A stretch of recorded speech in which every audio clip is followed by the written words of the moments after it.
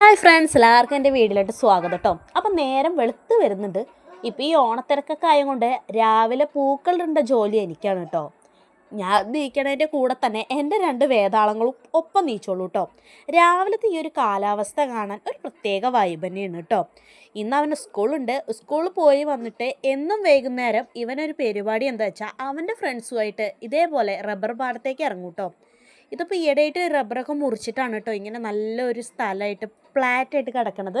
നല്ല രസമാണ് കേട്ടോ. നല്ല ഈ റബ്ബറൊക്കെ മുറിച്ചുകൊണ്ട് തന്നെ കാറ്റൊക്കെ ധാരാളമായിട്ട് വരും കേട്ടോ. കാറ്റ് അതേപോലെ വീടിൻ്റെ അടുത്ത് നിറയെ പ്രാവുകളും ഉണ്ട് കേട്ടോ. ഈ പ്രാവുകൾ എന്തെങ്കിലും ഭക്ഷണം കഴിക്കാനൊക്കെ ഈ റബ്ബറിൻ്റെ സൈഡിൽ കൂടെ ഇങ്ങനെ വരാറുണ്ട് കേട്ടോ. അപ്പോൾ കുറച്ച് നേരം വൈകുന്നേരം അവിടെ ഇരിക്കുമ്പോൾ നമുക്ക് നല്ലൊരു വൈബ് തന്നെയാണ് കേട്ടോ. വേറെ വലിയ വലിയ സ്ഥലങ്ങളിലേക്കൊന്നും നമുക്ക് ടൂറോ അതേപോലെ പാർക്കിലേക്കോ ഒന്നും പോകേണ്ട ആവശ്യമില്ല.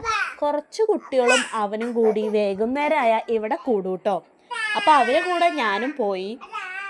കുട്ടികൾക്ക് എന്താണെന്ന് വെച്ചാൽ എൻ്റെ ചെറിയ മകനുള്ളതുകൊണ്ട് അവരുടെ കൂടെ തന്നെ കളിച്ചോളൂ കേട്ടോ.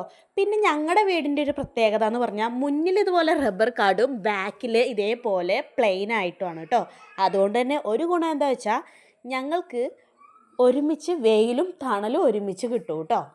പണ്ട് ഫുൾ ബാക്കിലും ഫ്രണ്ടിലും സൈഡിലും ഒക്കെ റബ്ബർ ആയതുകൊണ്ട് വളരെ ബുദ്ധിമുട്ടായിരുന്നു കേട്ടോ.